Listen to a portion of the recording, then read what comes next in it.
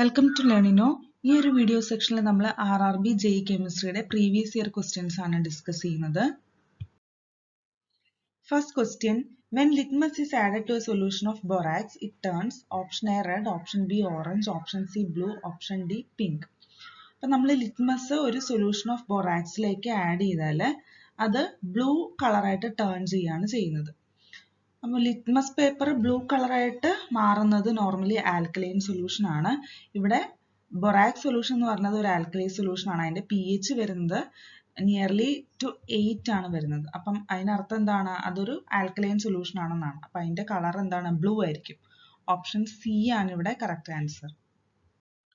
Next question, food cans are coated with tin and not zinc because option A, zinc is less reactive than tin, option B, zinc is costlier than tin, option C, zinc has higher melting point than tin, option D, zinc is more reactive than tin.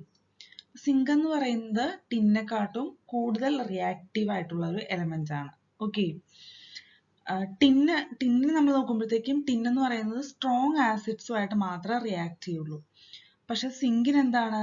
Simple acids, അതായത് food ഐറ്റംസിലൊക്കെ present ആയിട്ടുള്ള simple ആസിഡ്സുമായിട്ടൊക്കെ zinc പെട്ടെന്ന് react ആവും. Okay, അപ്പം food poisoning ഒക്കെ avoid ചെയ്യാനായിട്ട് നമ്മൾ ഫുഡ് ക്യാൻസിന് നോർമലി ലെസ് റിയാക്റ്റീവ് മെറ്റൽ ആയിട്ടുള്ള ടിന്ന് വെച്ചിട്ടാണ് കോട്ട് ചെയ്യുന്നത്.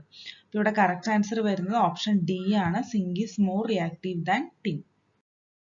Next question, all acids produce dash gas on reacting with metals. Option A hydrogen, option B oxygen, option C carbon dioxide, option D nitrogen. അപ്പോൾ acid മെറ്റലുമായിട്ട് react ചെയ്ത് കഴിഞ്ഞാൽ നമുക്ക് കിട്ടുന്ന by products എന്ന് പറയുന്നത് എന്തൊക്കെയാണ്?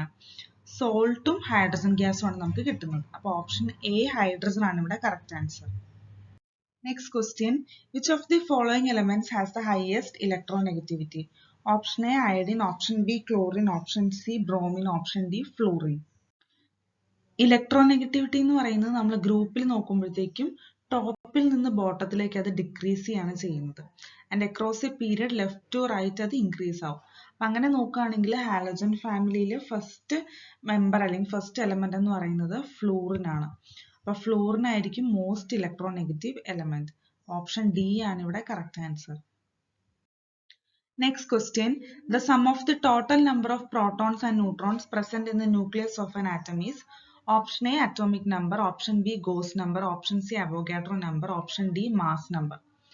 അപ്പോൾ number of protons plus number of neutrons എന്ന് പറയുന്നത് equal to mass number ആണ് വരുന്നത്. ഓക്കെ, അപ്പോൾ ഓപ്ഷൻ ഡി ആണ് ഇവിടെ കറക്റ്റ് ആൻസർ. മാസ് നമ്പർ നമ്മൾ ഡിനോട്ട് ചെയ്യുന്നത് ലെറ്റർ എ വെച്ചിട്ടാണ്. Next question, a substance that increases the rate of a reaction without itself being consumed is called option A catalyst, option B product, option C reactant, option D inhibitor. അപ്പോൾ ഇവിടെ rate of reaction increase ചെയ്യുന്ന substance without it self being consumed എന്ന് പറയുന്നത് catalyst ആണ്. Catalyst നമുക്ക് repeatedly use ചെയ്യാനായിട്ട് പറ്റും. അത് ഫുള്ളി ഒരിക്കലും ഒരു കെമിക്കൽ റിയാക്ഷനിൽ കൺസ്യൂംഡ് ആവില്ല. ഓക്കെ, കാറ്റലിസ്റ്റിന് ലോവർ ആക്ടിവേഷൻ എനർജിയാണ് ഒരു കെമിക്കൽ റിയാക്ഷനിൽ വേണ്ടത്. അപ്പോൾ ഇവിടെ കറക്റ്റ് ആൻസർ ഓപ്ഷൻ എ ആണ് catalyst. Next question, the valency of nitrogen in NH3 എന്ന് പറയുന്നത് അമോണിയ ഈസ്. അപ്പം ഇവിടെ അമോണിയയിൽ നൈട്രജന്റെ വാലൻസി ആണ് നമുക്ക് കണ്ടുപിടിക്കേണ്ടത്. നൈട്രജന്റെ ഇലക്ട്രോണിക് കൺഫിഗറേഷൻ വരുന്നത് ഇങ്ങനെയാണ്, 1s2 2s2 2p3 എന്നാണ് വരുന്നത്. നൈട്രജന്റെ ഔട്ടർ മോസ്റ്റ് ഷെല്ല് നോക്കുകയാണെങ്കിൽ അവിടെ 5 ഇലക്ട്രോൺസ് ആണ് ഉള്ളത്. അപ്പൊ അതിന് 3 ഇലക്ട്രോൺസിനെ എക്സ്ട്രാ അക്സെപ്റ്റ് ചെയ്താൽ മാത്രമേ ആ ഒരു ഒക്ടറ്റ് സ്ട്രക്ചർ ഫുൾഫിൽ ചെയ്യാനായിട്ട് പറ്റുള്ളൂ. അപ്പം valency of nitrogen atom in NH3 എന്ന് പറയുന്നത് എത്രയായിരിക്കും? ഓപ്ഷൻ എ 3 ആണ് correct answer. Next question, which of the following reactions produces insoluble salt? Option A oxidation, option B reduction, option C neutralisation, option D precipitation.